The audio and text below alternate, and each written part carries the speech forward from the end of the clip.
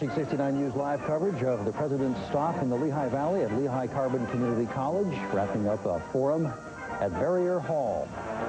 Rob Vaughn along with Wendy Davis and guests in the studio. And before we talk to the guests in the studio about what we have just seen and heard, a couple of notes to pass along to you.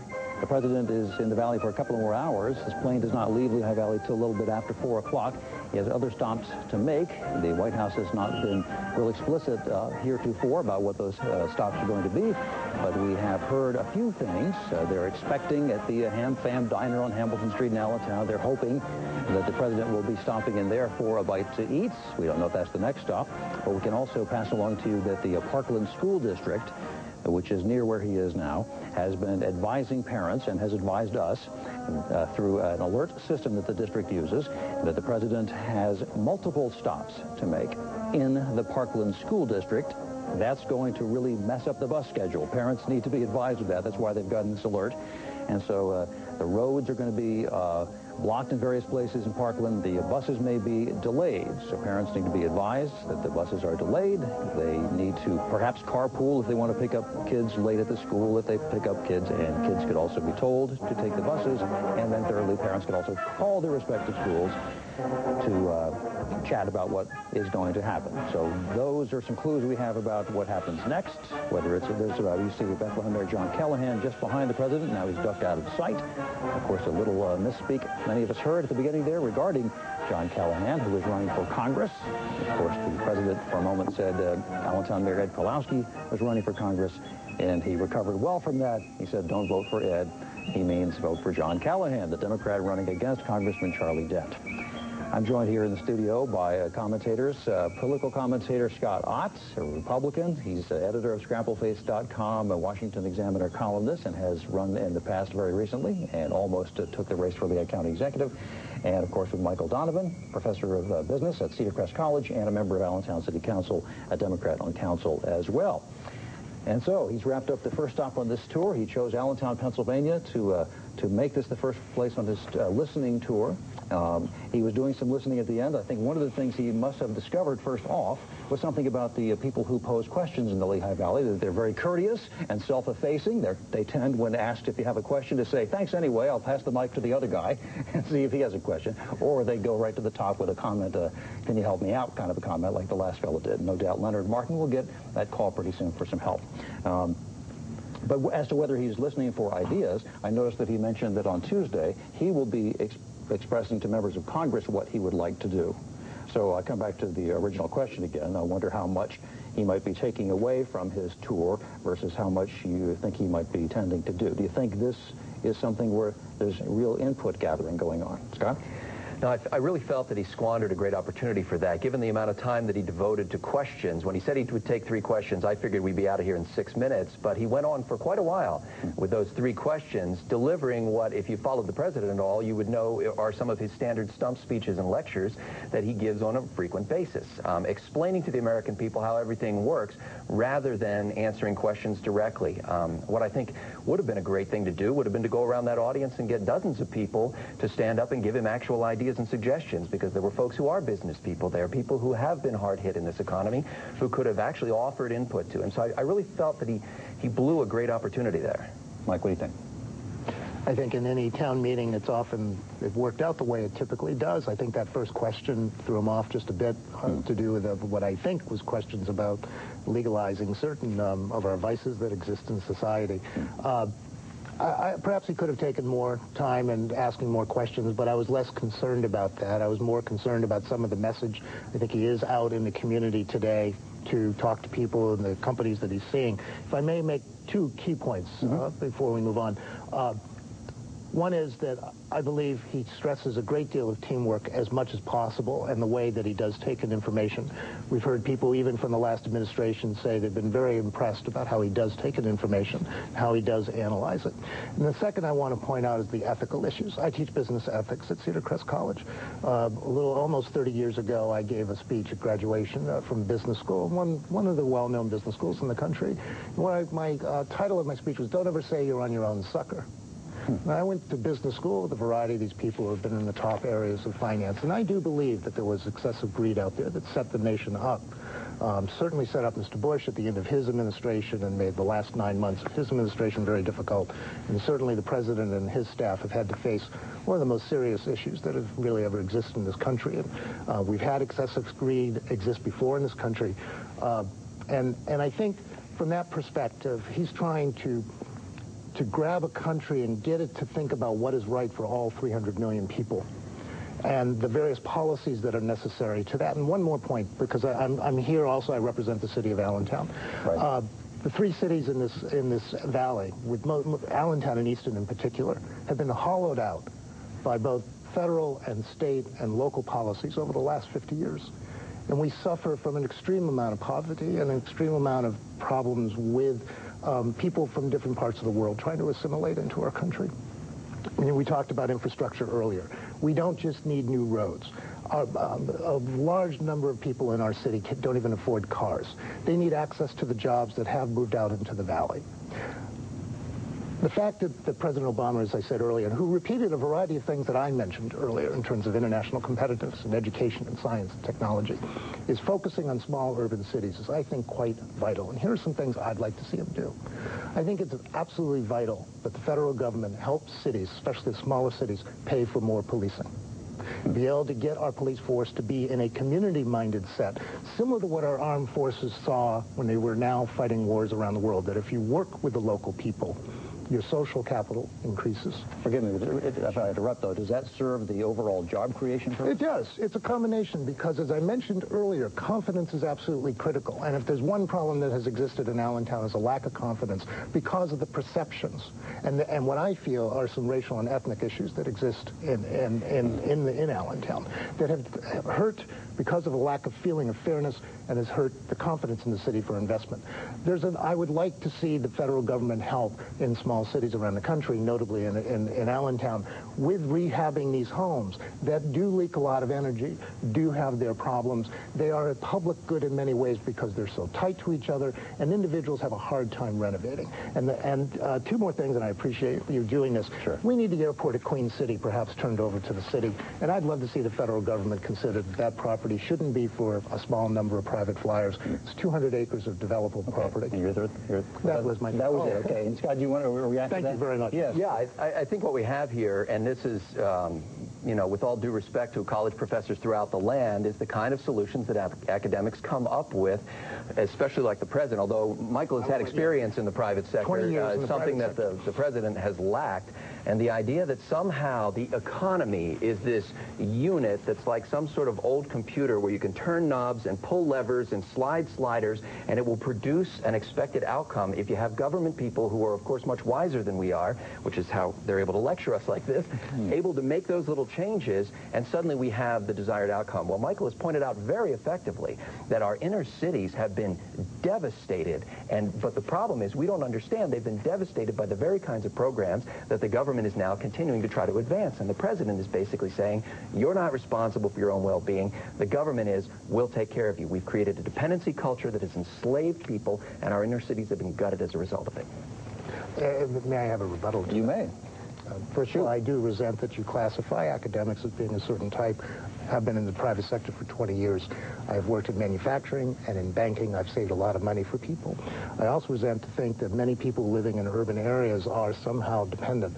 We have a long history of urban areas with every immigrant that came into our country went through a very serious problem of being stuck in the cities.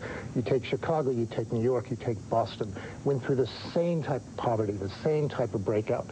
And I work with people in Allentown all the time. And while there may be some people who perhaps take advantage of the system, most of the people I meet really want to break out. I teach students at Cedar Crest College from Allentown, especially in the life. You misunderstand. I'm not saying that these people are trying to take advantage of the system. I'm saying that the system has taken advantage of them, that the government program, and the president actually just insulted your entire profession by saying essentially it's those greedy bankers, it's those greedy business people who have been ruining things, as if the people in Washington, D.C. have some little halo around them. They're not afflicted with human greed.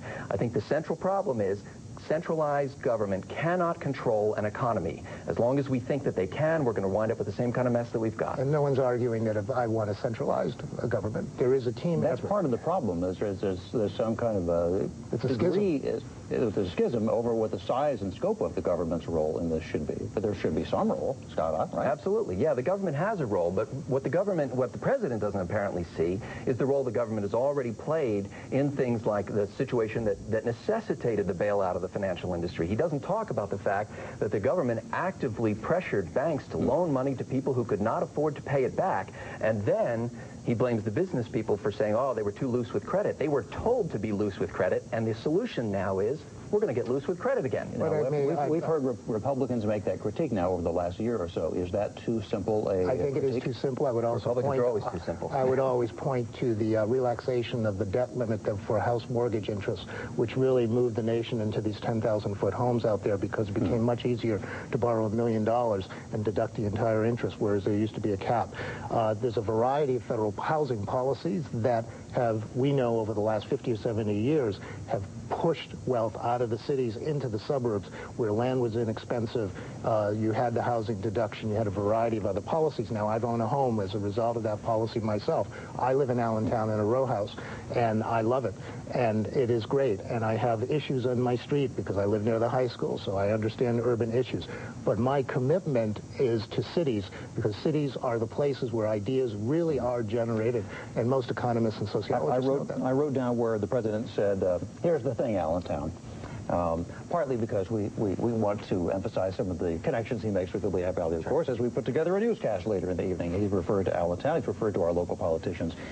Right after he said that, what he said was that we have to focus not just on some immediate fixes, but the long term, and that's where he then tied the job creation issue to the health care reform and education and the big picture. And when it comes to health care reform, he says this is a key part of driving job creation in general in the future if we change the way we do this. John Boehner, one of the Republican leaders in Congress, says this is exactly the problem because the kind of health care reform he's proposing involves increasing taxes of various kinds on small businesses, which will in fact hurt job creation. How would you gentlemen sort that out? How can health care be part of the long-term solution, or is it a long-term problem? May I go first this time, Scott? Thank you. I'll call on you first, Mike. Thank you very much. Sure. The boss. You know, we live in a world in which everyone understands that high-definition TVs may be something you just can't afford. Now, some people go out and put it in credit card, and it's too late. Certain things you know, you can't afford, but yet the question is, should a civilized society somehow provide a system for that?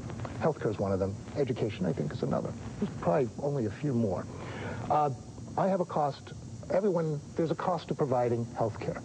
I mean, when you think of 300 million people, there's going to be a cost to providing healthcare. We know that. The question, obviously, is, well, who should get, you know, again, we talk about greed. I think the healthcare industry occasionally gets a little bit greedy itself. But they should earn a rate of return, good rate of return to attract investment. That's the whole idea of capitalism. Good rate of return to attract investment. One of the problems, though, that I have is the way the American system is developed such that your employer sometimes pays a great deal of your health care. That's okay, but there's great inequality in our system about that. I mean, where you can work in the same industry, the same type of company, and you are paying an incredible amount because the company either can't afford it or another company can, which becomes an issue of inequality. I see that as a major problem in the United States, and I don't have a solution for it, but I do know that our health system and the way that the services are delivered and paid for are not working to the benefit of most people. Now notice, that is not saying that we should not have a private system, and I worry sometimes about what is the best way to execute a public system. I don't have an answer. If I did, maybe working in Washington. But I do know we have a fundamental problem. We have such inequity in terms of how one pays for their health care. Well, and one of the things that many folks don't realize is that only about 27% of the American public has a basic college education. Most of the rest of the people do not have a college education. And I think the reason for that could be because of the greedy people in academia who are just driving up the cost. I'm being facetious, because the idea that there is one sector of society or there is an industry that is somehow greedy, every time the president says that, I think, how many people in that audience are stockholders of those companies? How many people work for those companies? The health sector is not a net drain on our economy. You and I are walking around in many cases. You know, I had a double hernia surgery last year. I praise God for the health care system. And I went to college. That price keeps going up and up and up. It's unbelievable. Again, the question is not do we need reform, do we need changes? Who controls that? Can some bureaucrat in Washington do it, or should the free market take care of it?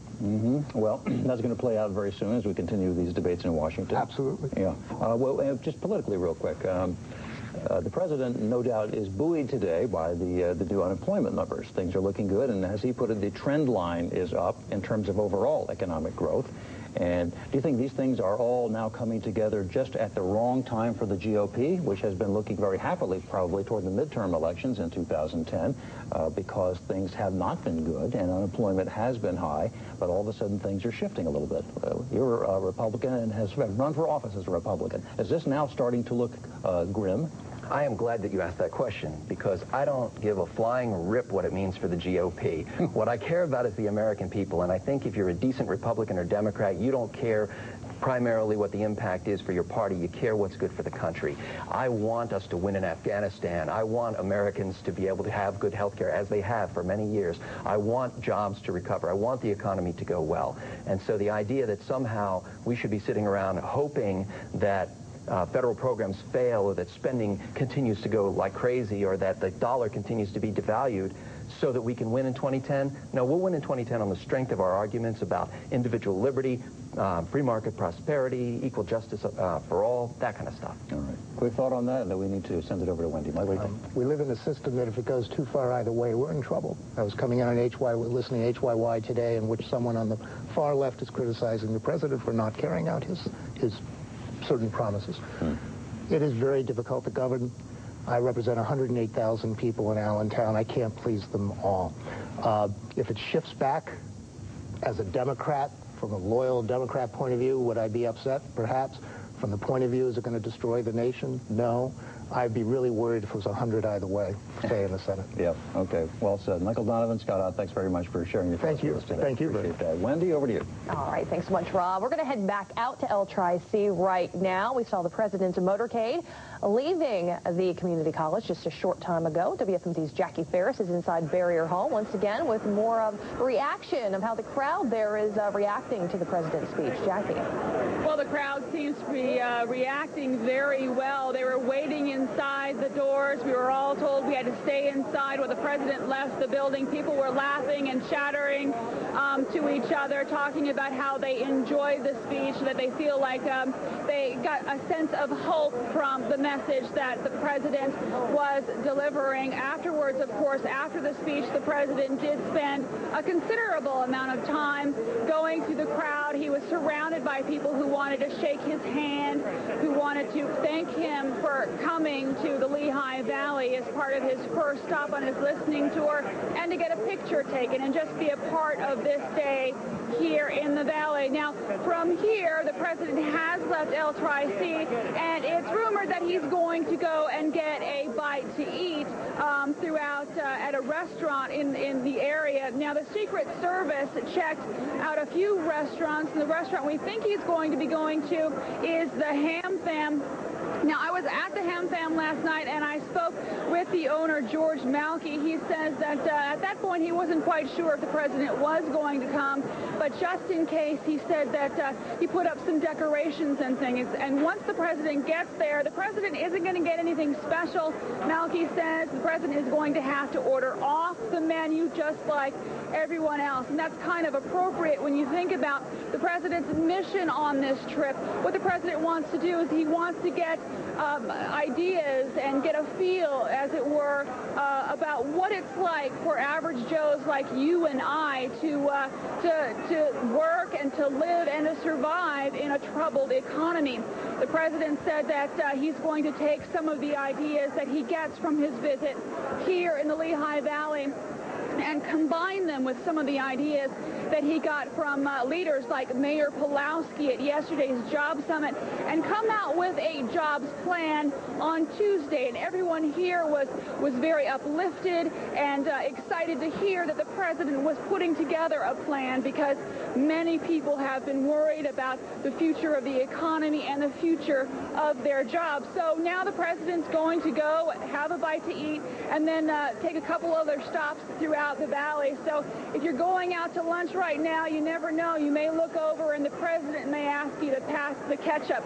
Everyone here very happy that the president came to L-Tri-C, and who knows where he'll go. One thing for sure, you want to stick with 69 News, because we are the local pool cameras, so wherever the president goes, 69 News is going to be right there. Back to you in the studio. All right. Thank you so much, Jaccii. And as Jaccii mentioned, we saw the motorcade leave, and we are being told that he is heading, at least at some point, in the direction of the Hamilton Family Diner there on Hamilton Street. We're told that the Secret Service has already been out there. They are roping off the area. Allentown police is lining Hamilton Street. They have dogs sniffing. And at this point, even though Jaccii did mention, perhaps if you go out to lunch, you'd see them, we're being told that they are not letting people in that area. So if you're not there already, odds are you're not going to be able to get close. You're probably not going to get a booth at the That's right. Maybe a crab cake with Mr. Obama's name on it. You That's right. President Obama and Allentown Mayor Ed Pawlowski are seeing a good bit of each other this week. That's right. Today, of course, Pawlowski is playing host to the president here in the Lehigh Valley. But just yesterday, Pawlowski was the guest of the president. He was in Washington for the president's job summit. And fresh off that trip to our nation's capital, Pawlowski was in the 69 News studio bright and early this morning. He stopped by to chat with WFMZ's Jaciel Cordoba about his time down in Washington. Today, talk about the setup. Was it everybody in one room, or did you have breakout sessions? How did it work? We actually had beginning. It was Vice President Biden and the Labor Secretary, and we were all in one room. There was about 100 of us. And then the president came in, gave a brief speech, broke up into sessions. There was a session on small business, a session on energy, infrastructure, regulatory barriers. I was in a session on small business with Secretary of Treasury Geithner and the Director of Small Business Administration. So it was and then we came back, and the president talked to us and answered questions from the audience for about an hour and a half. He actually called me out of the audience and talked about how he's going to Allentown. They also had a whole video in the beginning of the entire event on Allentown businesses. And they just highlighted small businesses in Allentown, and then, the Labor Secretary came out and spoke and actually introduced the video, and then the Vice President came out, the President came out, broke up in these small group sessions, the President came back, and then, he called me up on stage and said, tell us about Allentown. Not a bad experience for the mayor. As we have been telling you, Allentown, of course, was the very first stop on what they're calling the Main Street Tour. This morning we asked Mayor Pawlowski why he believed the president picked the Queen City for stop number 1. Jaciel, they've been asking me, everybody in the world has been, I think it's because it begins with the letter A. Next he's going to Baton Rouge. I really don't know. I think it's for a lot of different reasons. One, our economy is diverse. We have a lot of large corporations here, PPL, Air Products, Olympus, LSI, but we have a lot of small businesses. I don't think people realize out of the 14,000 plus employers in the Lehigh Valley, only 1,100 of them have 50 or more employees. So, the vast majority of people here work in small business. 2 local businesses were also singled out for distinction in Washington yesterday. The Labor Secretary, Hilda Solis, cited the Egypt Star Bakery and Applied Separations as 2 examples of economic growth. And she made those remarks while opening that Jobs and Economic Growth Forum in Washington yesterday. So now we're going to go back to Lehigh Carbon Community College. That's right. WFMZ's Jaciel Cordoba is standing by with more from inside Barrier Hall for us. Jaciel. Hi, Wendy. Hi, Rob. One of the things that the president did after his speech was take questions from the audience, and one of the biggest questioners was Leonard Martin behind me. As far as big, I mean most popular questions. Leonard, you had a concern about not being able to get through the government to get your GI information. Tell us a little bit about what your question was and the response from the president. Well, first, I want to thank the President Obama, for giving me the opportunity this afternoon to ask him that question. What was the question, Leonard? What was the question? Yes, I've been discharged from the Army since October, and the Veterans Administration has been overwhelmed with an unprecedented number of claims for veterans benefits. And there's a lot of soldiers like me who are in a situation where we're having to pay for our health, our education out of pocket right now because we're not able to actually get benefits right now. So when we call the VA, often we get a message saying that we need to call back later on, or maybe we don't even get through at all. And my question was to President Obama was to see if he could get anything done. I have no doubt whatsoever that he's going to get it done. Absolutely, because he had one of his staff people come by, get your number, and he told you that since you had gone to the top, you would definitely be getting a call probably in 2 seconds. That's correct. Correct. He said he would do it, and I totally believe it. Well, that's good. Were you impressed overall with what he brought to the gymnasium today? I'm honored to be here, first of all, and the fact that he participates and engages the citizenship in town hall meetings like this. It's really a testament to our great system and our great form of government. I have no doubt, yes, he is going to get things done. Has your phone rang yet? It may have, but I get bad signals. Has it rung? Let me get the grammar right. Has it rung yet? That's a different issue.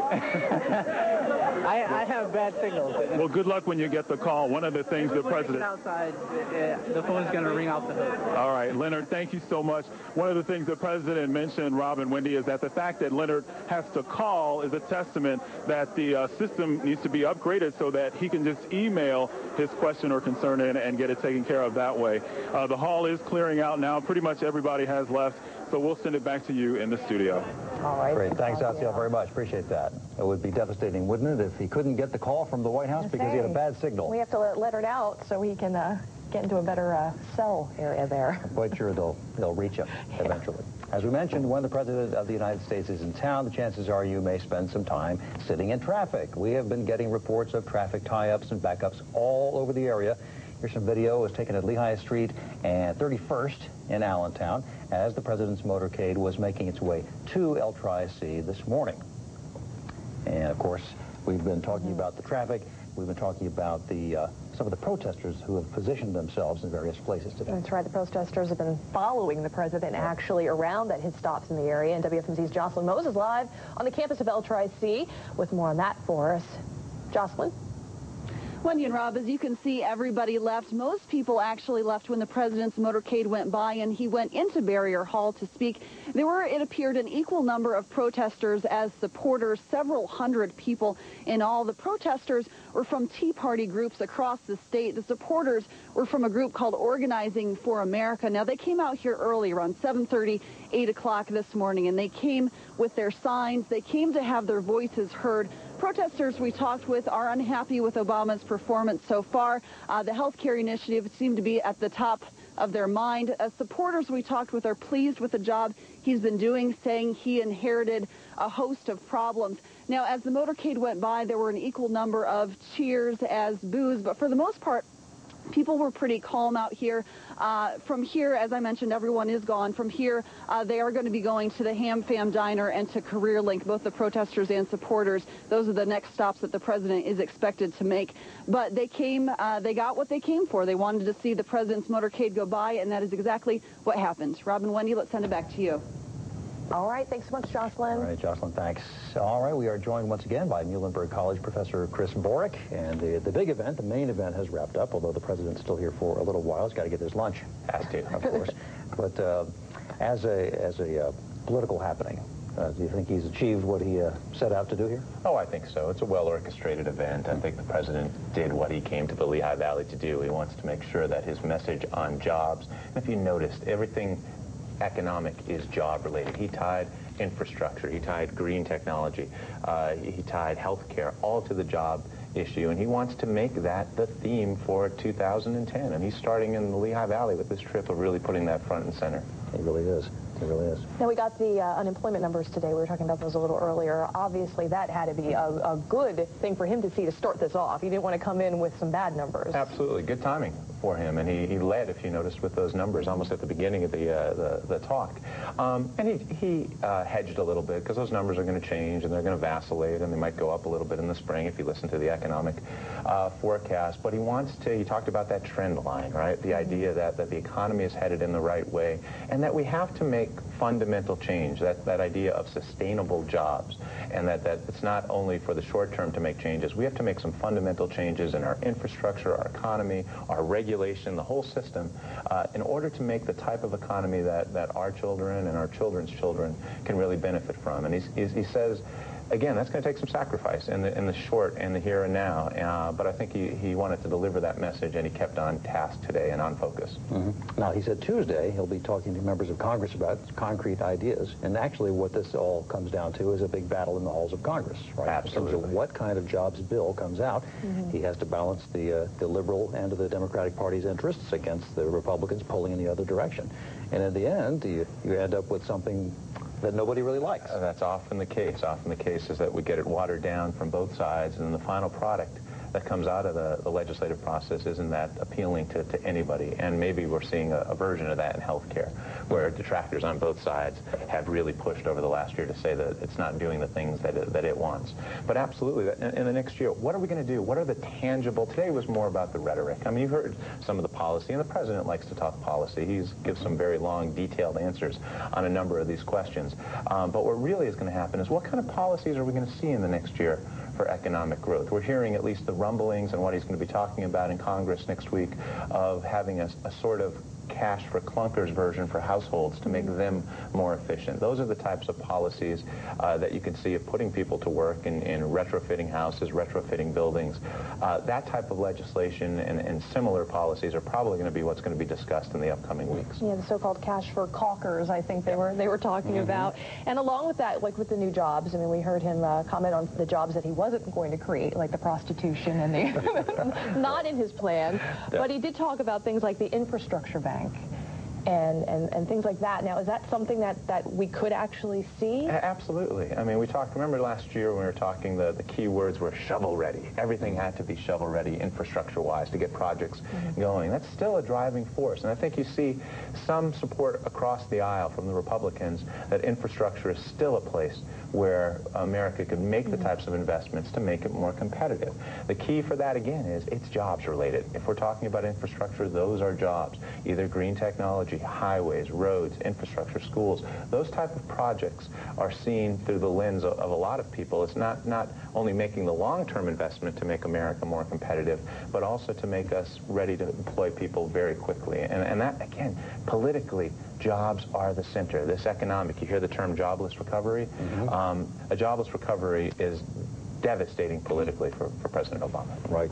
And you know, as we go, we're going to take we're going to say goodbye for our immediate coverage for now. Full coverage, of course, coming up at 5. But one thing that's interesting, Dr. Borick, is that the Lehigh Valley and even the name Allentown in particular sure has cemented its place as the sort of the iconic Middle America that serves as the litmus test or something for where presidents go and try out their stump speeches and just see America represented. I guess we see that ratified here. Absolutely, absolutely. We've become a brand name, if you will, in terms of being anywhere kind of hard-working America. That name in Allentown has some cachet to it, if you will, in terms of being politically a very popular place to go. And we'll see. They'll be back. Candidates and presidents will return.